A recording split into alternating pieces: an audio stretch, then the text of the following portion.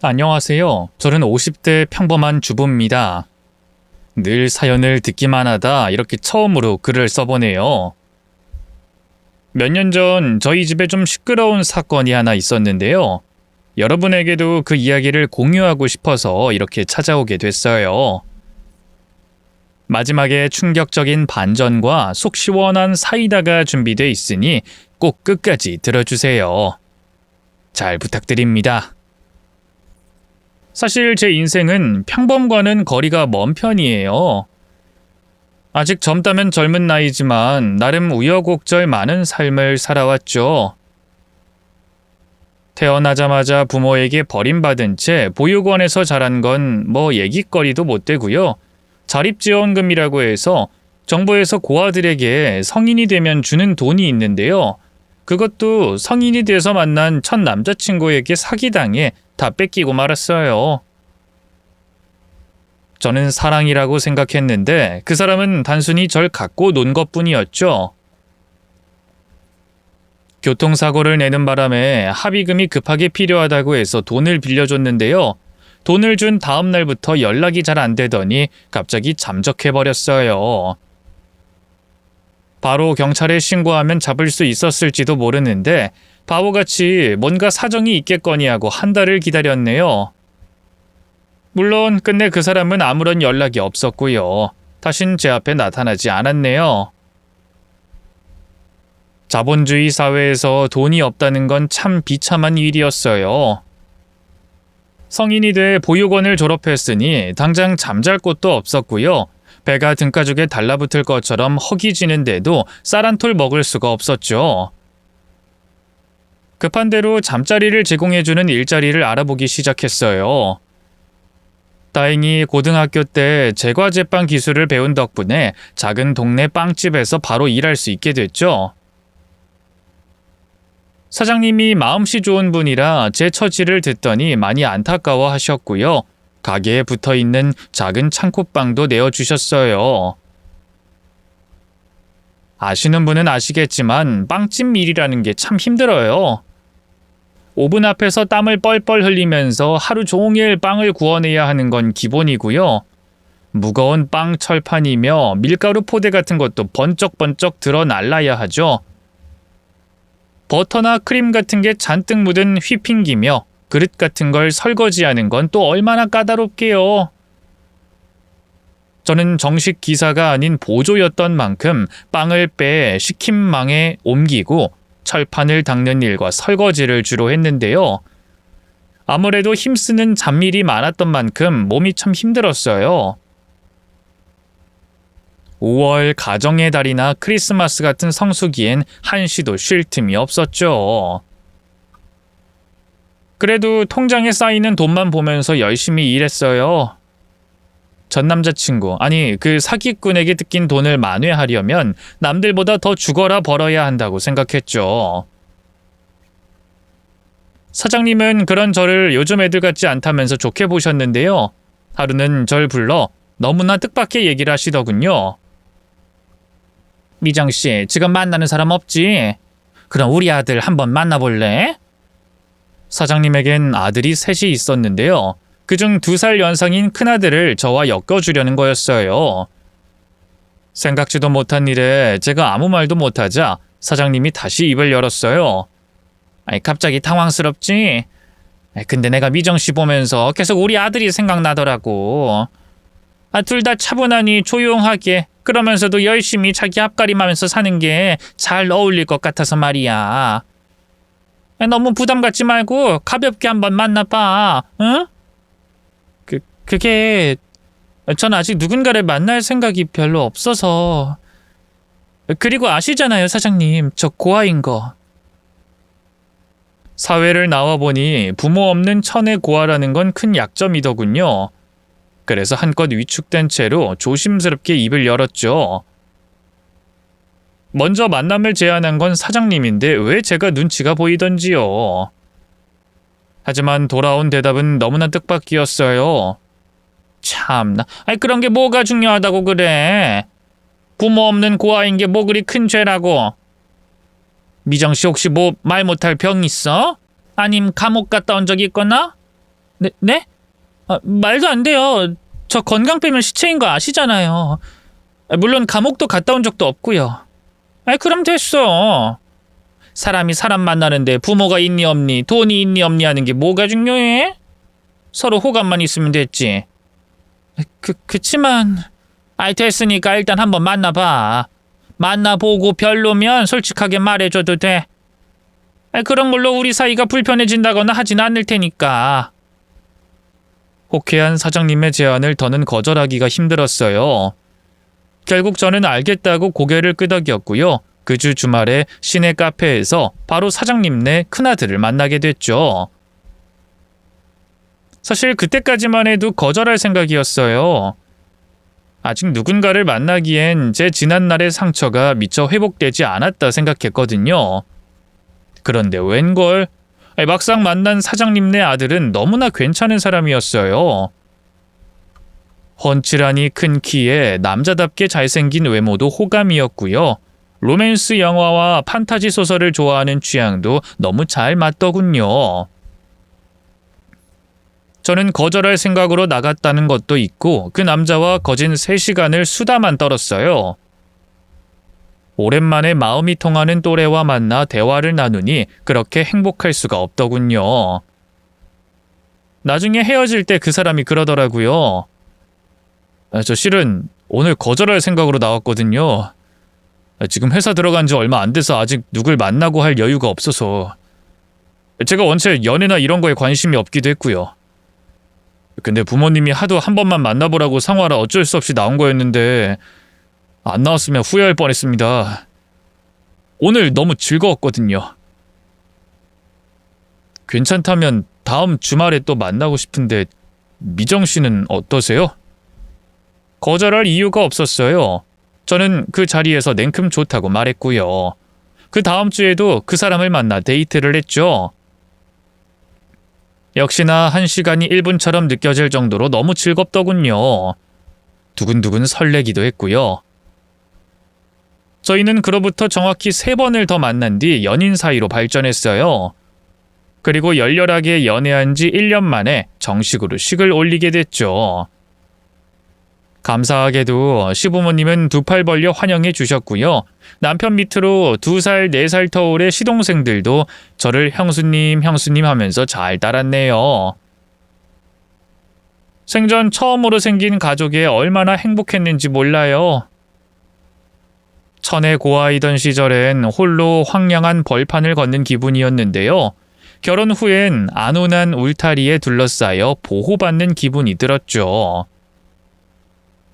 몇 년 뒤 연년생으로 태어난 아들, 딸도 저에겐 큰 기쁨이 됐답니다. 하지만 행복은 그리 길지 않았어요. 불행의 시작은 시부모님의 빵집 운영이 어려워지면서부터였죠. 그때까지만 해도 저는 틈틈이 시부모님 가게 일을 계속 돕고 있었는데요. 가게 근처에 대형 베이커리 2개가 연달아 들어서면서 눈에 띄게 손님이 줄었어요. 나름 가격 할인도 해보고 신메뉴도 내봤는데요. 아무래도 영세업자들은 대형 프랜차이즈를 상대로는 승산이 없더군요.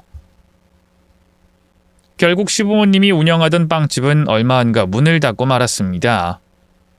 문제는 시부모님이 변변한 노후 대비를 해놓지 않았다는 거였어요. 내리 3형제를 키우다 보니 하루 벌어 하루 먹고 사는 형편이었고요. 이렇다 할 보험이나 연금도 없었죠. 그런 상황에서 가게 경영 악화로 약 5천만 원의 빚이 생겨버렸고요. 그건 고스란히 남편이 갚아야 할 몫이 돼버렸죠. 그래도 나름 남편 다니는 직장이 업계에선 1, 2위를 다투는 대기업이었거든요. 남편이 또래 동기들에 비해 승진도 빨랐던 편이라 벌이도 나쁘지 않았고요. 그래서 허리띠를 졸라매면 빚을 조금씩 갚으면서 어떻게든 살 수는 있겠다 싶었는데 엎친 데 덮친 격이라고 해야 할까요? 그쯤에 시어머니가 유방암에 걸리고 말았어요. 다행히 초기에 발견해 수술과 항암 치료만 하면 생명에 큰 지장은 없었는데요. 이렇다 할 보험 하나 없다 보니 병원비가 어마어마하게 나오더군요. 역시나 그 돈도 오롯이 남편이 책임져야 했죠. 솔직히 좀 답답했어요. 두 시동생도 당시 군대 다녀오고 대학 졸업한 성인이었는데 전문대 졸업에 이렇다 할 기술도 없어서 그런가 영 취직을 못하더군요. 저 같으면 집안 상황이 이러니 우선 급한 대로 막일이라도 해볼 텐데 너무 오냐오냐 커서 그런가 아님 남편 때문에 보는 눈이 높아진 건가 둘 다 대기업 사무직이 아니면 싫다 하더군요. 남편 벌이로 시댁 식구들 생활비에 시어머니 병원비 그리고 대출 이자까지 감당하다 보니 가계부는 자꾸만 구멍이 났어요. 무엇보다 한창 자라는 저희 아이들에게 마음껏 예쁜 옷, 맛있는 음식을 사줄 수 없다는 게 큰 스트레스더군요. 당시 두 아이 다 유치원을 다니고 있었는데요. 원비마저 부담이 될 정도였으니까요. 결국 남편과 상의 끝에 저도 다시 일을 하기로 했어요. 다행히 전에 따둔 제과제빵 자격증과 경력이 있어 한 개인 카페에 직원으로 들어갈 수 있었죠. 월급은 그리 많지 않았지만 그래도 아이들에게 들어가는 돈 정도는 충분히 감당이 됐네요. 제가 일하고 있을 때 애들은 주로 시아버지가 봐주셨고요. 시어머니도 항암 치료가 끝난 뒤엔 몸이 허락하는 한까진 아이들을 챙겨주셨어요. 그러면서도 제게 참 미안해하셨죠. 어머마 미안하다. 괜히 나 때문에 너만 고생하는구나.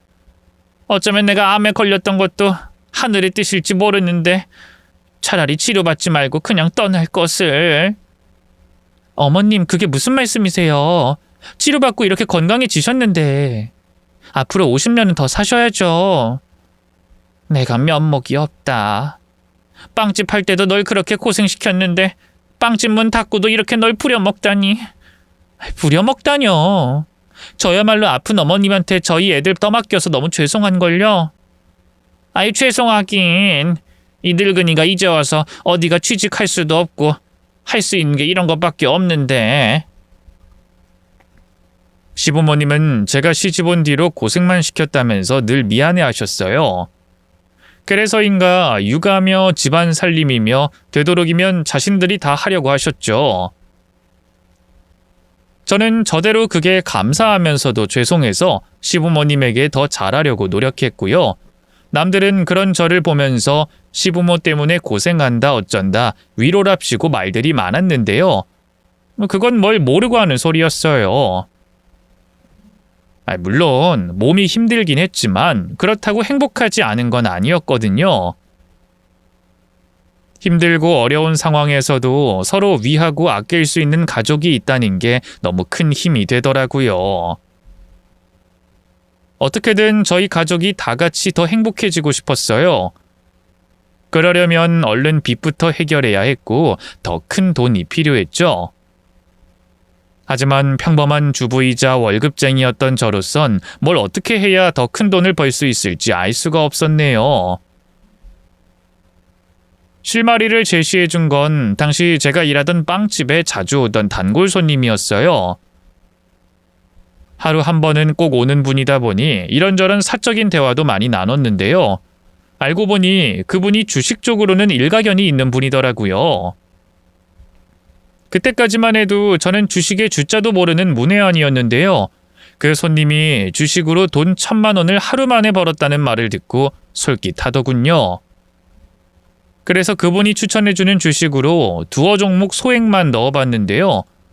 글쎄 그게 일주일 만에 5배가 넘게 뛴 거 있죠? 그때부터 본격적으로 주식시장에 뛰어들게 됐어요. 지금 생각해보면 참 겁도 없었죠? 몰랐는데 이 주식 투자라는 게 공부하면 공부할수록 참 재밌더라고요. 지금이야 유튜브에서 초보자도 쉽게 배울 수 있지만 그땐 그렇지도 않아서요. 매일 저녁 도서관에 출근해 주식책을 한 권씩 독파해 나갔죠. 주식이란 게 우리나라는 물론 전 세계 경제 흐름을 꿰고 있는 게 중요하기에 신문도 언론사별로 매일 확인했고요. 중요하다 싶은 기사는 따로 스크랩해서 공부도 했네요. 글로 이렇게 풀어내니 쉬워 보이는데요. 빵집 일하랴 살림하랴 바쁘게 일하면서 따로 재테크 공부를 하는 게 결코 쉽지만은 않았어요. 남편과 시부모님의 지지가 없었다면 불가능했죠. 어쨌든 그렇게 노력하다 보니 점점 차트 보는 눈이 트이더라고요. 오르겠다 싶으면 귀신같이 올랐고요. 좀 떨어지겠다 싶으면 정말로 그래프가 곤두박질 치더군요. 그때부턴 과감하게 몇백씩 투자했어요. 투자 금액이 크면 클수록 돌아오는 수익도 컸으니까요. 몰랐는데 제가 제법 대담한 구석이 있더라고요. 남편은 살떨려하는 어마어마한 금액도 확신이 있으니 배짱 있게 올인할 수 있었어요. 다행히 결과는 전부 좋았고요. 저는 불과 5년 만에 초기 투자금 300으로 약 10억 가까운 목돈을 만들어낼 수 있었네요. 고민하다 그 돈의 절반은 빚을 갚고 이사하는 데 쓰고요. 나머지 절반으로는 건물을 한 채 샀어요. 그쯤에 부동산 공부에도 열을 올리고 있었는데 때마침 경매에 괜찮은 상가가 나와서 남편과 상의 끝에 구매했죠. 남편은 고맙게도 명의를 제게 양보했어요. 애초에 제가 투자로 성공하지 않았으면 못 샀을 건물이라면서 말이죠. 다행히 몇 년 뒤 그 근방에 재개발이 확정되면서 건물값은 천정부지로 치솟았고요. 저는 그 건물을 시기적절할 때 팔아서 또 다른 건물 2채를 더 샀어요. 그렇게 불려나가다 보니 제 앞으로 된 건물만 3채가 됐네요. 그렇다고 저희 가족의 삶이 갑자기 확 달라진 건 아니에요. 저는 빵집 일을 그만두고 다시 집에서 살림을 하며 주식 투자를 계속했고요. 남편 차만 좀 좋은 걸로 바꿔줬을 뿐 집도 평범한 중형 아파트에서 온 가족이 다 같이 살았죠. 아무래도 시부모님이 연로하다 보니 제가 바로 옆에서 모시는 게 마음이 편하더라고요. 일주일에 3번 시간제 도우미 아주머니를 쓰긴 했지만 기본적인 집안일도 제가 다 했어요. 그렇다고 제가 명품 가방이니 옷이니 하는 걸 산 것도 아니고 남편도 저도 그런 사치 쪽으로는 크게 관심이 없었거든요. 라이프 스타일은 크게 달라진 게 없었지만 제 마음 자체는 이전보다 훨씬 평온해졌어요. 아무래도 통장에 들어있는 두둑한 돈을 생각하면 뭘 하든 한결 여유가 생기더군요. 가족들 사이도 훨씬 돈독해졌고요. 시부모님은 제가 복덩이라면서 어디든 업고 다닐 기세였고요. 남편도 저 아니었으면 어쩔 뻔했냐면서 저를 참 많이 아껴줬어요.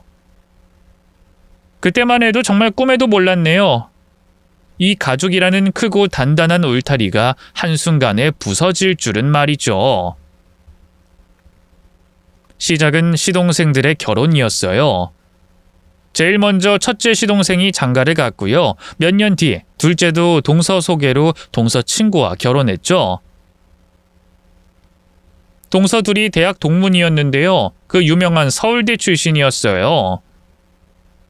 어떻게 취업도 안 한 시동생들이 서울대 나온 여자들과 결혼할 수 있었냐고요? 사실 거기엔 제 공이 좀 있었어요. 다 큰 청년들이 집에서 놀고 먹는 걸 도저히 두고 볼 수가 없던 차에 제가 갖고 있는 건물 중 하나에 공실이 났지 뭐예요.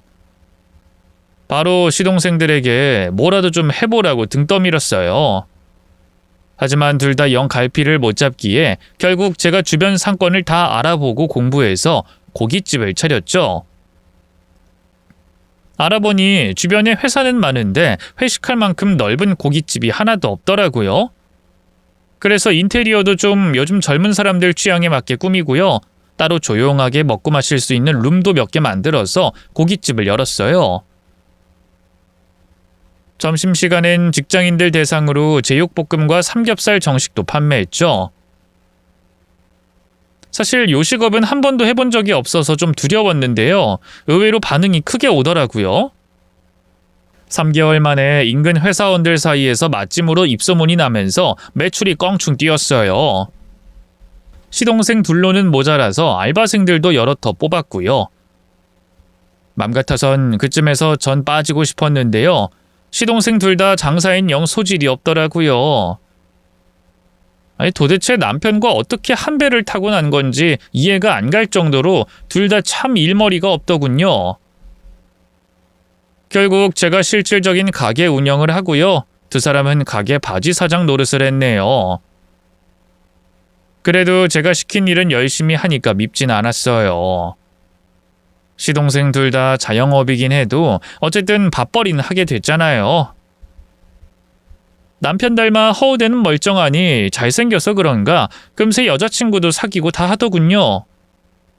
그러다 첫째 시동생이 결혼을 앞두고 제게 뜻밖의 부탁을 하더군요. 저기 형수님, 저 할 말이 있는데요. 저 이번에 결혼하면 형수님이 더는 가게에 안 나왔으면 하는데.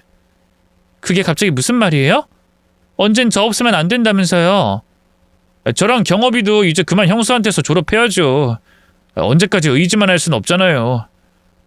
또 수정이가 그 가게 지분이 오롯이 저랑 경업이한테만 있는 줄 알거든요. 형수가 차려준 거 알면 저 능력 없다고 생각할까봐. 안 그래도 처가에서 절 좋게 안 봐서요. 부탁 좀 드릴게요. 사실 저희 시동생들이 동서들에 비해 여러모로 기울어지는 건 사실이었어요. 둘 다 서울대는커녕 전문대도 간신히 졸업했고요. 이렇다 할 경력도 없었으니까요. 그나마 내세울 수 있는 게 시내에서 대형 고깃집을 운영하고 있다는 건데 그것도 제가 차려준 밥상이라는 걸 동서들이 알아봐요. 얼마나 기분이 그렇겠어요. 시동생들 처가 쪽에서도 안 좋게 볼 게 뻔했고요. 어려운 얘기라는 거 아는데 부탁드릴게요, 형수님. 그 창업 비용이랑 임대료 같은 건 매출해서 차차 갚아 나갈 테니까. 됐어요. 가족끼리 무슨. 어쨌든 무슨 말하는지 알겠으니까 더는 얘기 안 해도 돼요. 앞으로 가게엔 안 나올게요. 차라리 잘 됐네요. 나도 이제 장사 그만하고 내 시간 좀 갖고 싶었는데. 시동생에겐 아무렇지 않은 척했지만 솔직히 섭섭하기도 했어요. 거의 제가 키우다시피 한 가게였으니까요. 하지만 제 욕심으로 괜히 시동생 결혼이 틀어지면 큰일이잖아요.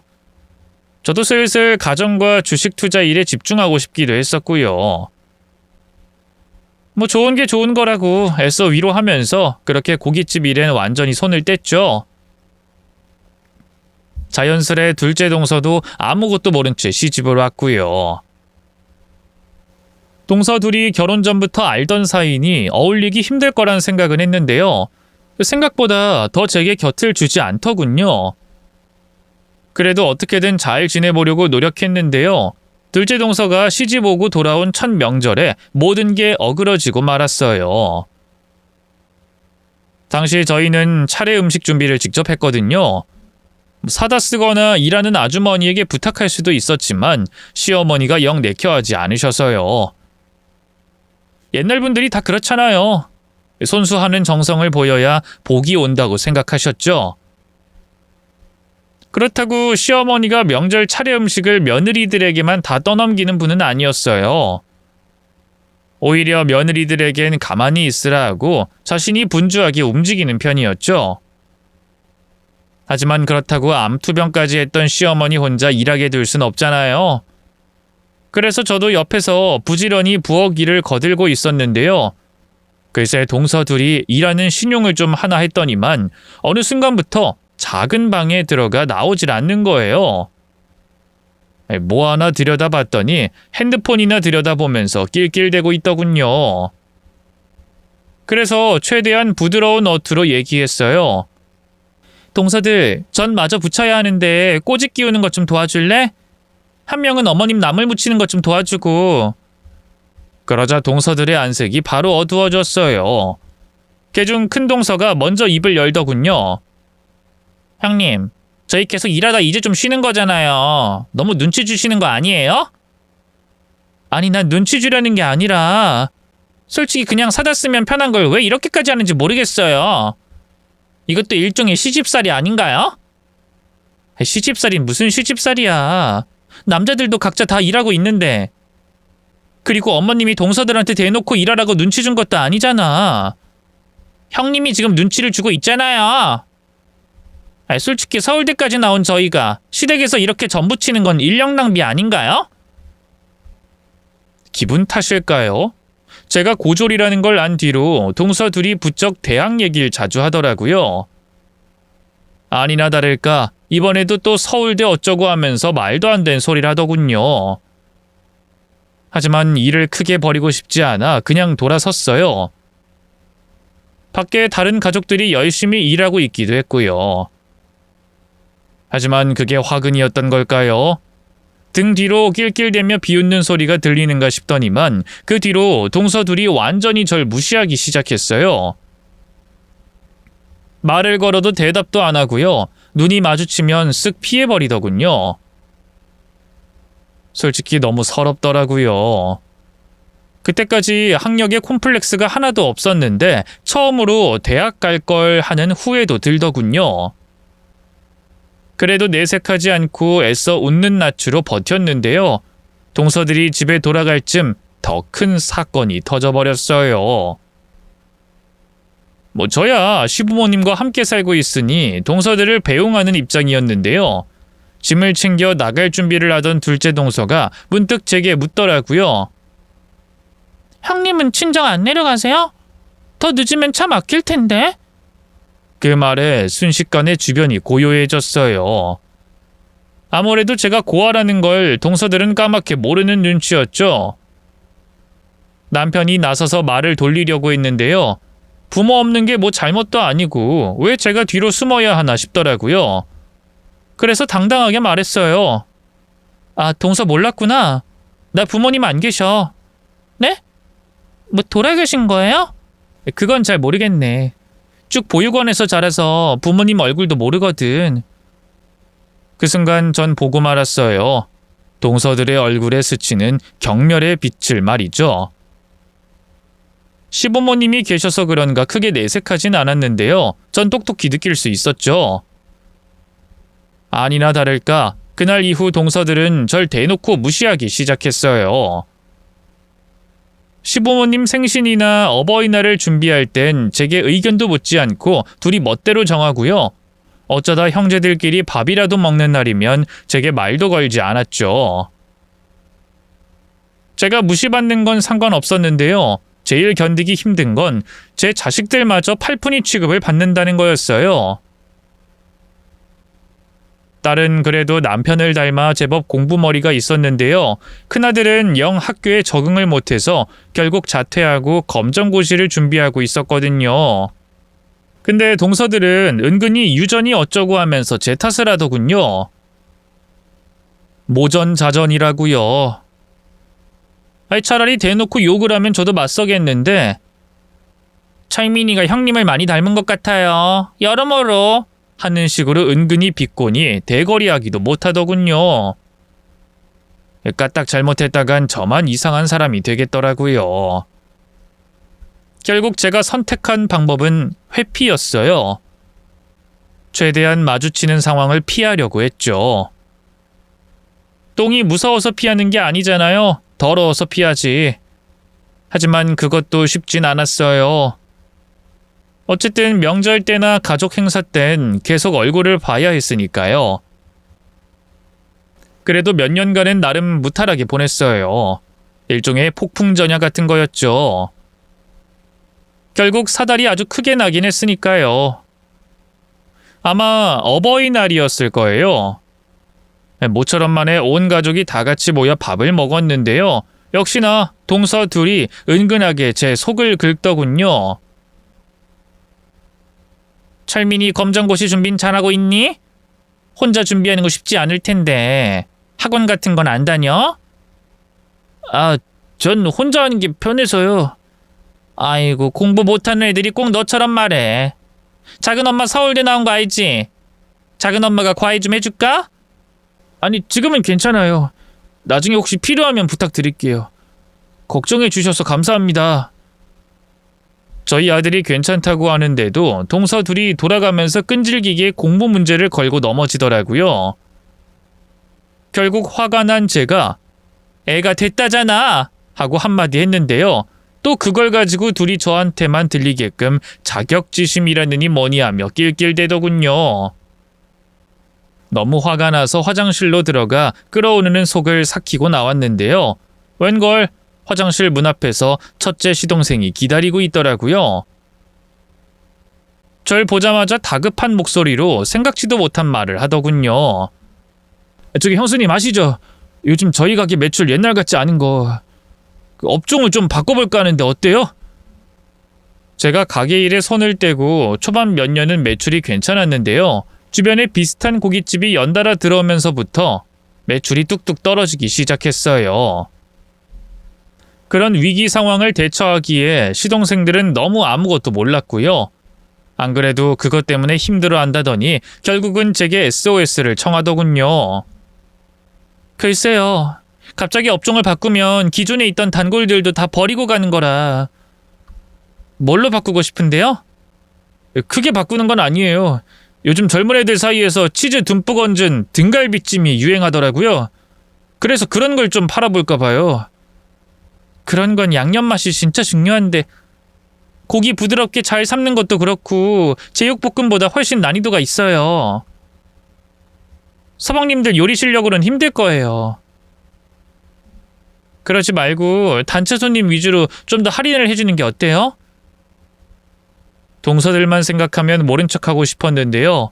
어린 조카들이며 시동생들을 생각하면 또 그러기가 힘들더라고요. 하지만 저도 요식업 전문가는 아니니까 뾰족한 해결 방법이 있진 않았어요.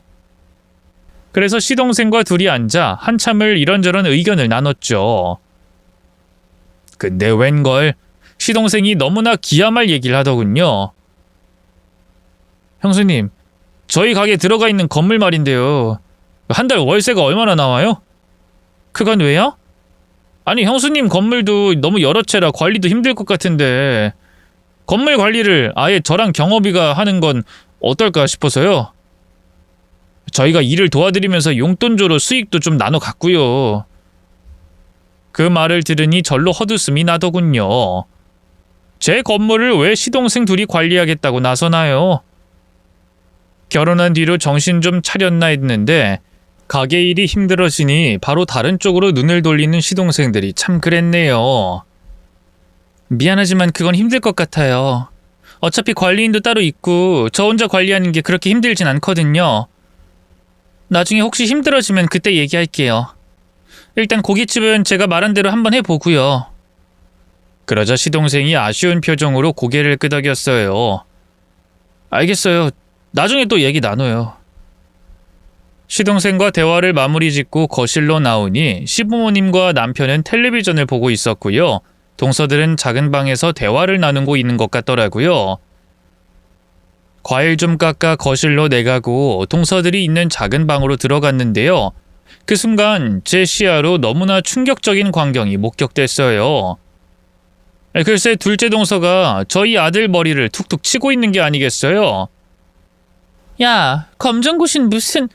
정신 차리고 지금이라도 복학해. 얘가 누굴 닮아 이렇게 벌써부터 엇나가는지.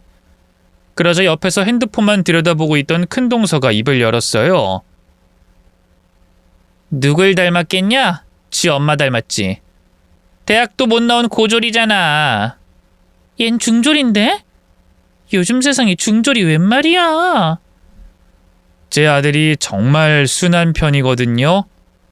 학교를 그만둔 것도 애가 워낙 착해서 노는 애들, 소위 일진이라 불리는 애들의 표적이 돼서 그러는 거였어요. 동서들도 그 사실을 다 알고 있었고요. 그런데도 어른이 돼갖고 제 아들에게 그따위로 구는 게 너무 화가 나더라고요. 아들도 두 주먹을 불끈 쥐고 부르르 떠는 폼이 애써 화를 참고 있는 것 같았죠. 두 분이 저에 대해서 뭐라고 하든 상관없는데요. 저희 엄마 얘긴 함부로 하지 말아주세요. 아들은 나름 진지하게 부탁한 건데 동서들은 그 말을 듣자 일제히 비웃음을 터뜨렸어요.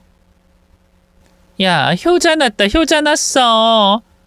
그래, 공부 못하면 효심이라도 깊어야지. 그러니까 말이야. 네 갸륵한 효심에 이 작은 엄마는 크게 감동받았다. 자, 이거 용돈 내라. 큰동서가 저희 아들에게 10,000원을 내밀더군요. 근데 그냥 주는 게 아니고 그 돈으로 또 저희 아들 머리를 툭툭 치더라고요. 그리고 어지간하면 검정고시 포기해. 솔직히 말해서 공부머리는 반이 유전이거든? 우리 부모님도 두 분 다 명문대 출신인 것만 봐도 알겠지? 네가 아주버님을 닮았으면 모르겠는데 내가 볼 땐 넌 너희 엄마 닮았거든. 그러니까 넌 머리가 나빠서 공부하면 안 돼. 동서의 만행에 더는 참을 수가 없더라고요. 저는 그대로 달려가 아들 머리를 치는 큰 동서의 뺨을 때렸어요. 그리고 바로 옆에선 작은 동서의 뺨도 연달아 때렸죠. 지금 이게 무슨 짓이에요? 갑자기 와서는 왜 사람을 때리고 그래요? 몰라서 물어? 너네 둘이 지금 우리 아들한테 한 짓을 생각해봐. 우리가 어쨌다고요? 애한테 용돈 주면서 조언 좀 한 거 가지고. 뭐? 조언? 니들이 뭔데 내 아들한테 조언을 하니마니 해? 참나. 우리 무슨 대학 나왔는지 몰라요? 서울대잖아요. 서울대. 우리나라에서 제일 가는 1등 대학 나왔는데 애한테 공부 조언도 못해요? 기가 막혀 진짜. 이래서 근본 없는 것들은 상대를 하면 안 된다니까. 어쩌다 이런 쓰레기 같은 인간이 이 집안으로 시집을 왔는지. 뭐? 쓰레기 같은 인간? 너 말 다 했어? 동서들은 여전히 지지 않고 막말을 쏟아냈어요. 저도 더는 화를 참지 않고 동서 둘에게 달려들어 머리채를 잡고 탈탈탈 흔들어댔죠. 둘 다 공부만 한 쌤님들이라 그럴까요? 제 힘에 눌려 꼼짝도 못하고 비명만 지르더군요. 소란이 커지자 이내 거실에 있던 가족들이 우르르 달려왔어요. 남편이 기함을 하면서 저를 동서들에게서 떼어놓더군요. 당신 대체 뭐 하는 거야? 진정 좀 해! 내가 진정하게 생겼어? 지금 이년들이 우리 아들한테 무슨 짓 했는지 알기나 해? 전 흥분해선 남편에게 제가 목격한 일들을 죄다 쏟아냈어요. 그러자 남편의 표정이 무섭게 굳어지더군요. 지금 그 말이 사실이야? 그래! 내가 뭐하러 거짓말을 하겠어? 그러자 기가 막히게도 동서 둘이 갑자기 눈물을 쏟아내면서 피해자 행세를 하는 게 아니겠어요? 너무해요, 형님. 때린 것도 모자라 이젠 없는 말을 지어내기까지. 맞아요. 저흰 그냥 애 미래가 걱정되는 마음에 조언하고 용돈 좀 주려던 것뿐인데 평소 형님이 저희한테 콤플렉스 느끼는 건 알고 있었는데 그래도 정말 너무하신 거 아닌가요? 둘이서 어찌나 연기를 잘하던지 모르는 사람이 보면 깜빡 속아 넘어가겠더군요. 시부모님도 긴가민가 하는 눈치였죠. 진짜 미치고 팔짝 뛰겠더라고요. 그런데 바로 그때였어요. 그때까지 잠자코 있던 아들이 갑자기 주머니에서 핸드폰을 꺼내더군요. 두 분 다 거짓말 좀 그만하세요. 제가 여기에 다 녹음해두고 있었거든요. 누가 말릴 새도 없이 아들이 핸드폰 녹음기를 재생했어요. 그러자 동서 둘이 저희 모자에게 했던 막말들이 토시 하나 틀리지 않고 그대로 재생되더군요. 분위기는 순식간에 반전됐고요. 동서 둘은 당황해 어쩔 줄 몰라 했죠. 아니 저희는 그러니까 아니 얘는 누굴 닮아서 애가 이렇게 되바라져? 너 그거 언제 녹음했니? 당장 1인해! 적반하장도 유분수지. 동서들은 오히려 아들에게 마구 화를 냈어요. 감히 어른 동의도 없이 녹음을 했다는 등 하면서 말이죠. 화가 난 제가 다시 앞으로 나서려던 순간이었어요. 갑자기 시동생 손을 잡고 있던 조카가 입을 열더군요. 아빠, 엄마가 저렇게 큰엄마한테 함부로 해도 돼? 우리 가게 건물주라며. 그러자 큰동서가 웬 뚱딴지 같은 소리를 하냐는 표정으로 조카를 바라봤어요. 지석이 너 그게 무슨 말이야? 큰엄마가 웬 건물주? 나 아까 아빠랑 큰엄마가 화장실 앞에서 하는 얘기 다 들었어. 우리 가게 건물 큰엄마 거라던데? 우리 가게도 실은 큰엄마 거나 다름없대. 몰랐는데 아까 저와 시동생이 나눴던 대화를 조카가 다 듣고 있던 모양이더라고요. 시동생이 제 건물에서 나오는 임대료를 탐내느라 평소보다 저를 더 띄워줬거든요. 그런 사실을 모르는 큰동서는 헛웃음을 쳤어요. 지석아, 말도 안 되는 소리 하지 마. 큰엄마는 엄마 아빠도 없는 고아야. 할머니 할아버지 하던 빵집에서 알바나 하던 사람이 무슨 건물주? 참나. 그러자 잠자코 있던 시동생이 말했어요. 여보, 내가 미처 말을 못했는데 우리 건물 형수님 명의로 된 거 맞아. 가게도 사실 초창기에 형수님이 인테리어며 뭐며 다 한 거고. 따지고 보면 나랑 경업이 지분은 하나도 없어.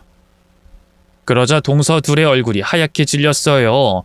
특히 큰동서가 난리가 났죠. 그게 무슨 말이야? 우리 가게가 왜 형님 거야? 천의 고아가 무슨 재주로?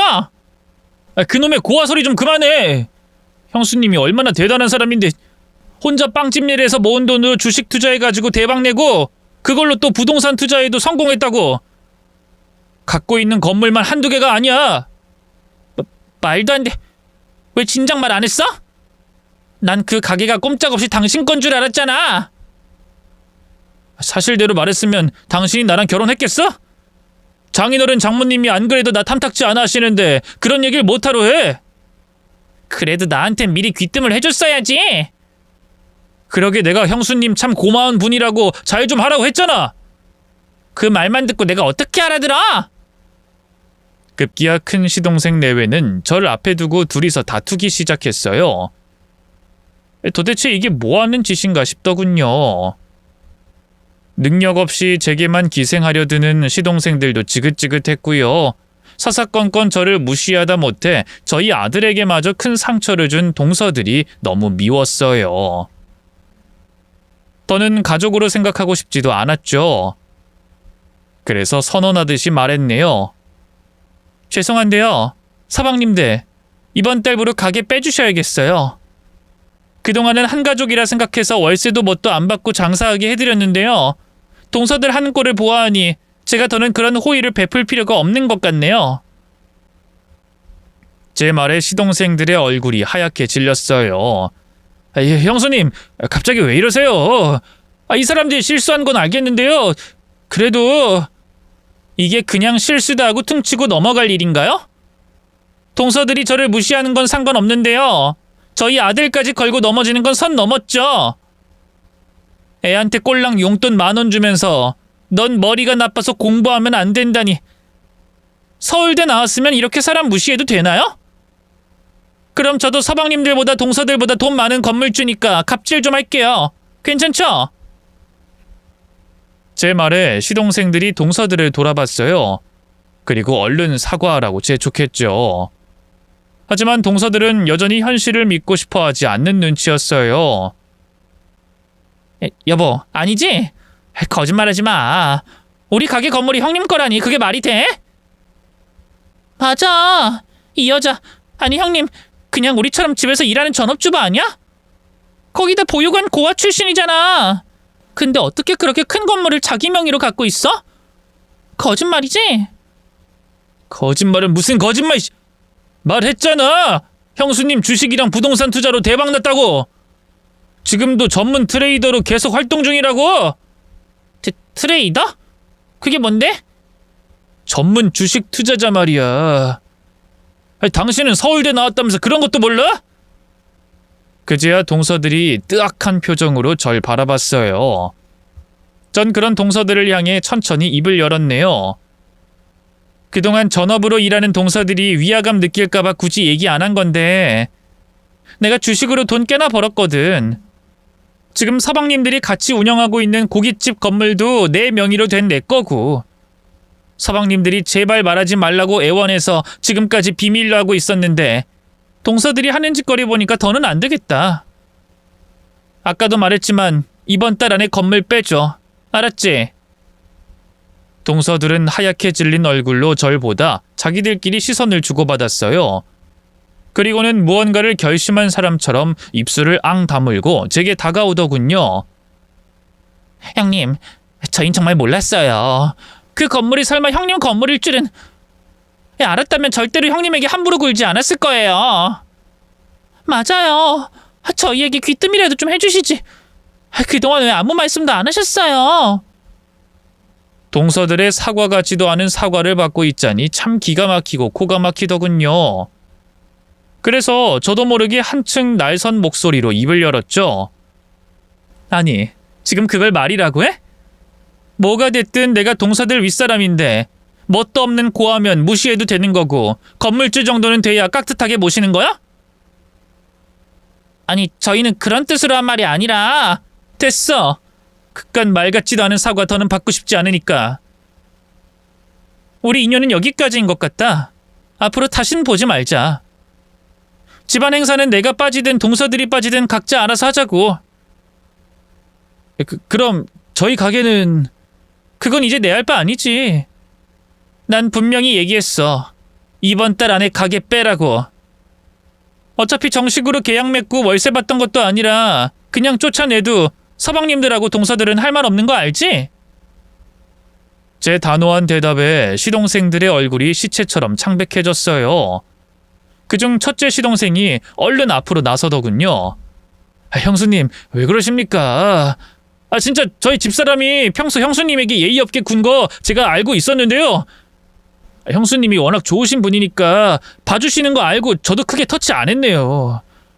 제가 지금부터는 집사람 단속 똑바로 하겠습니다. 그러니까 부디 한 번만 용서해 주십시오. 애도 지금 한창 크고 있고 돈 들어갈 일 천지인데 당장에 가게를 빼라고 하면 저희는 어떡합니까? 이게 저희 유일한 밥벌인데요. 시동생의 간절한 애원에도 전 그저 잠자코 서 있었어요. 그러자 시동생이 동서들의 어깨를 눌러 억지로 무릎 꿇리더군요. 뭐하고 서 있어? 얼른 잘못했다고 빌어! 빌라고! 쭈뼛대던 동서들이 제 앞에 고개를 조아렸어요. 그리고 두 손을 모아 싹싹 빌기 시작하더군요. 형님, 저희가 잘못했어요. 제발 저희 애를 봐서라도 한 번만 용서해 주세요. 네? 부탁드려요, 형님. 다신 이런 일 없을 거예요. 급기야 동서들은 눈물까지 흘리기 시작했는데요. 글쎄요, 제가 볼 땐 진정성이 하나도 느껴지지 않았어요. 애초에 가게를 잃는 게 무서워서 하는 사과인데 뭐 얼마나 진심으로 반성하고 있겠어요? 남편도 그걸 알았는지 절 대신해 말하더군요. 됐으니까 그만합시다. 나름 우리나라 최고 명문대 나온 사람들이 어쩜 그렇게 일차원적이고 속물적인지. 이걸 진작에 알았으면 내가 먼저 쫓아냈을 텐데. 저희 이만 가보겠습니다. 어머니 아버지, 나중에 따로 연락드릴게요. 남편은 그 말을 끝으로 짐을 챙겨 절 데리고 나왔어요. 아이들도 말없이 뒤따라 나왔죠. 그러자 동서들이 허둥지둥 달려와 절 붙잡았는데요. 매몰차게 뿌리치고 뒤도 돌아보지 않고 나왔답니다. 시부모님에겐 나중에 따로 연락해서 죄송하다고 사과드렸는데요. 다행히 제 편을 들어주시더라고요. 그동안 왜 말 안 했냐고, 앞으로는 불편한 일 없게 하겠다고 약속하시더군요. 저희 가고 나서도 동서들에게 엄청 뭐라고 하셨대요. 아무래도 시부모님과 남편을 생각하면 마음이 좀 약해져서 가게를 빼는 건 물릴까 생각도 해봤는데요. 오히려 시부모님과 남편이 적극적으로 나서더라고요. 이제 시동생들도 정신을 좀 차려야 한다면서요. 그래서 결국 시동생들이 운영하던 고깃집은 그달 말을 끝으로 쫓아냈어요. 안 나가려고 버티는 걸 따로 사람까지 써서 내보냈죠. 그 일로 시동생들 내외와는 완전히 틀어졌고요. 완전히 연을 끊게 됐네요. 평소에도 연락하지 않는 건 물론이고요. 명절이나 집안 행사 때도 얼굴을 보지 않고 있답니다. 냈다 집안 어르신들한테 저희 부부 욕을 얼마나 했던지요. 다들 저희에게 한 식구끼리 너무하다고 좀 봐주라고 오지랖을 부리기도 했는데요. 다행히 시부모님이 그럴만 했다고 저희 편을 들어주셔서요. 지금은 저희 부부도 별 뒷말 없이 잘 지내고 있답니다. 건너 듣자 하니 두 시동생네는 인생 내리막길을 걷고 있더라고요. 저희 건물에서 쫓겨난 뒤로 가게를 옮겼는데요. 거진 단골 장사였던지라 이전 후엔 파리만 날리고 있나 봐요. 매출이 계속 마이너스라 직원들 월급은 물론 월세 낼 돈도 없다 하대요. 결국 빚만 계속 쌓여 조만간에 가게를 정리할 생각인 것 같아요. 덕분에 동서들은 아주 죽을 맛인가 봐요.